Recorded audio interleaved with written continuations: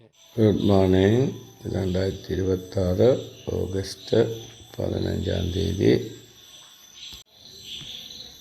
August 1-ന് ഉണ്ടായ ഉരുൾപൊട്ടലിനോടും മഴയോടും കൂടി നമ്മുടെ കിണറിൻ്റെ മുകളിൽ കൂടി വെള്ളം ഏതാണ്ട് 3 അടിയോളം കയറി ഒഴുകുകയും കിണറ്റിലെ വെള്ളം മലിനമാവുകയും ചെയ്തു. ആറ്റിലെ ജലനിരപ്പ് ഉയർന്നു നിന്നതിനാലും കലക്കൽ അധികമായി വന്നുകൊണ്ടിരുന്നതിനാലും ഉടൻ തന്നെ കിണർ തീരാനുള്ള ബുദ്ധിമുട്ടുകൾ ഉണ്ടായി. എന്തുകൊണ്ടെന്നാൽ ഈ കലങ്ങിയ വെള്ളം ഒന്ന് സെറ്റിലാകുകയാണെങ്കിൽ അടിയിലുള്ള മണ്ണും എല്ലാം വാരിക്കളയാനും സാധിക്കും. വെള്ളം കയറിയതിന് 2 ദിവസം കഴിഞ്ഞപ്പോൾ ഞാൻ പൊട്ടാസ്യം പെർമാംഗനേറ്റ് കുറച്ച് കിണറ്റിലേക്ക് ഇട്ട് കൊടുത്തു. അതിനുശേഷം ആലം കെട്ടി ഒരു തുണിയിൽ കെട്ടി തൂക്കിയിട്ടു. ഇതെല്ലാം വെള്ളം ശുദ്ധീകരിക്കാനും അണുനശീകരണത്തിനു വേണ്ടി ചെയ്തതാണ്. 2 രീതിയിൽ നമുക്ക് ഈ കിണറ്റിലെ വെള്ളം പമ്പ് ചെയ്ത് കളയാൻ സാധിക്കും. ഒന്ന്, ഒരു ജോക്കി പമ്പ് വെച്ച് കൊടുക്കുക. അതിൻ്റെ ഫുഡ് വാൽവ് ഉണ്ട്. അതിലൂടെ ചെളി അധികമായാൽ ഫുഡ് വാൽവിൽ കൂടെ ചെളി കയറി വരികയില്ല. മറ്റൊരു മാർഗമുള്ളത് നമ്മൾ പെട്രോൾ ഉപയോഗിച്ചുള്ള എൻജിനും പമ്പും ഉപയോഗിക്കുകയാണ്. അപ്പോൾ നമ്മൾ അതിനിടുന്ന സെക്ഷൻ ലൈന് 2 ഇഞ്ചിൻ്റെ ഓസാണ്. ഇതിന് ഫുഡ് വാൽവിൻ്റെ ആവശ്യമില്ല. അതിനാൽ കലങ്ങിയ ചെളിയും മണലും തരിയെല്ലാം ഇതിലൂടെ കയറി വരികയും നമുക്ക് അടിയിലുള്ള ചെളി മാക്സിമം പമ്പ് ചെയ്ത് കളയുവാനും സാധിക്കും. ചെളിയുള്ള വെള്ളം പോകുന്നത് കാണാം. അടിയിലത്തെ ചെളി കലങ്ങി കയറി വരുന്നുണ്ട്. ഇതിന് ഉള്ള മറ്റൊരു ഗുണം കറണ്ട് ആവശ്യമില്ല എന്നുള്ളതാണ്. അതിനാൽ നമുക്ക് റിമോട്ട്, എനിക്കിവിടെ കറണ്ട് വെള്ളമടിക്കുന്ന ലൈനുണ്ട് എങ്കിലും ചില സമയങ്ങളിൽ കറണ്ട് പോകുവാനും ഒക്കെ സാധ്യതയുള്ളതിനാൽ എപ്പോഴും നമുക്ക് ഈ മോട്ടറും പമ്പും കൂടെയുള്ള ഉപയോഗിക്കുന്നതായിരിക്കും കൂടുതൽ ഉത്തമം. ആദ്യമായി കവറ് മാറ്റി അതിൻ്റെ മുകൾ ഭാഗത്തുള്ള ചെളിയും കരികല്ലയുടെ അംശങ്ങളും അടിച്ച് വൃത്തിയാക്കി കളഞ്ഞു. ഇതിന് ശേഷം ഇതിനെ വാഷ് ചെയ്യേണ്ടതായിട്ടുണ്ട്. അത് അല്പം കഴിഞ്ഞതിന് ശേഷം കിണറ്റിൽ പുതിയ വെള്ളം വരുമ്പോൾ ചെയ്യുന്നതാണ്. ഇപ്പോൾ അകത്തെ ക്ലീനിങ് നടന്നുകൊണ്ടിരിക്കുകയാണ്.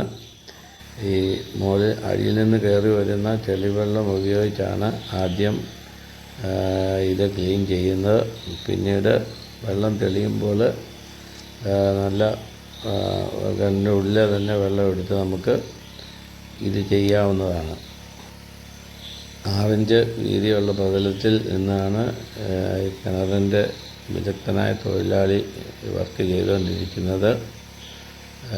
ഇദ്ദേഹം സ്ഥിരമായിട്ട് കിണറ്റിൽ ക്ലീനിങ് ചെയ്യുന്ന ഒരു ടീമാണ്. പുള്ളിയുടെ സ്വന്തം ഉടമസ്ഥയിലുള്ള മെഷീനറിയാണ് കൊണ്ടുവന്നിരിക്കുന്നത്. പുള്ളിയുടെ 2 സെറ്റുമുണ്ട്. കറണ്ട് ഉണ്ടെങ്കിൽ പുള്ളി ജോക്കി പമ്പ് ഉപയോഗിക്കും. അധികം ചെളിയൊന്നും ഇല്ലാത്ത കിണറിൽ, ചെളി അധികമുള്ള കിണറ്റിൽ മോട്ടറും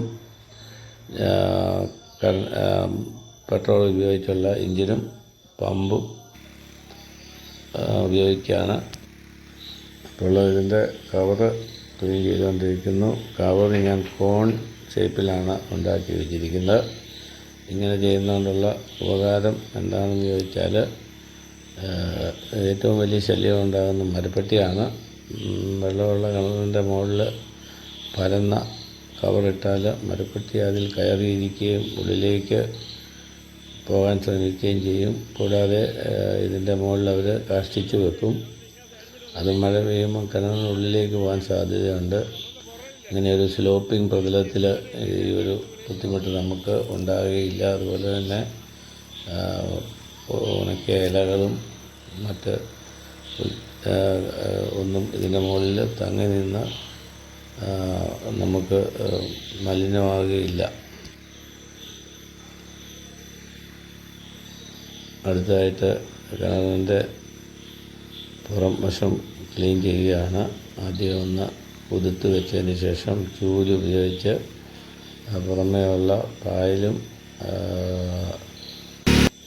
മറ്റ് വൃത്തികേടുകളും നല്ലപോലെ ചൂല് വെച്ച് അടിച്ച് കളഞ്ഞിട്ട് വെള്ളം സ്പ്രേ ചെയ്യുകയാണ് ചെയ്യുന്നത്. ഇവിടെ 2 തൊഴിലാളികളാണ് എത്തിയിരിക്കുന്നത്. ഉടമസ്ഥനും അതിൻ്റെ കൂടെ ഒരു കിണറ്റിലിറങ്ങാൻ വിദഗ്ധനായ ഒരു തൊഴിലാളിയാണുള്ളത്.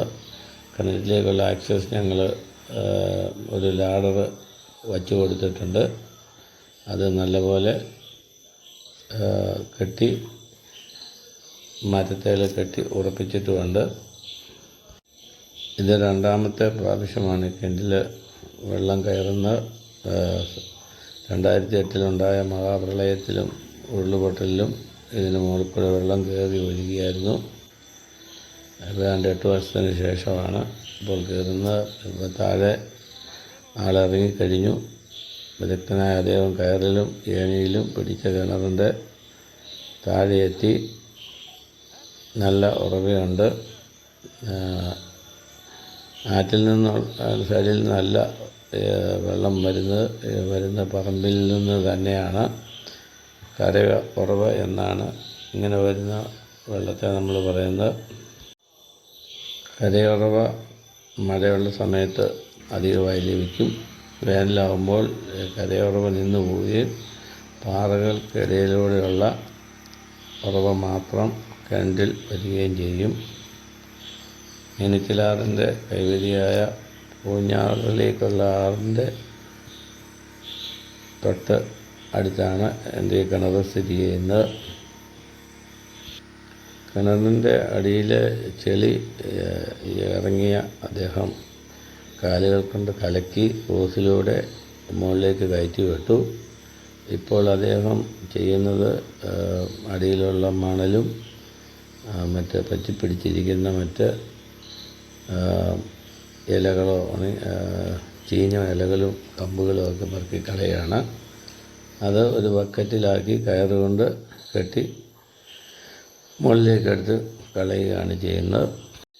അങ്ങനെ ചെളിവെള്ളമെല്ലാം പോയതിന് ശേഷം അദ്ദേഹത്തിൻ്റെ കയ്യിലുള്ള ബക്കറ്റ് കൊണ്ട് അദ്ദേഹം കിണറിൻ്റെ അടിഭാഗത്തെ സൈഡെല്ലാം നല്ല വൃത്തിയായി കഴുകി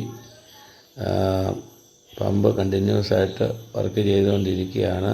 അതിനാൽ വരുന്ന ഉറവ വെള്ളം കൊണ്ട് വീണ്ടും കിണർ 3-4 തവണ വാഷ് ചെയ്ത് വൃത്തിയായിക്കൊണ്ടിരിക്കുകയാണ്.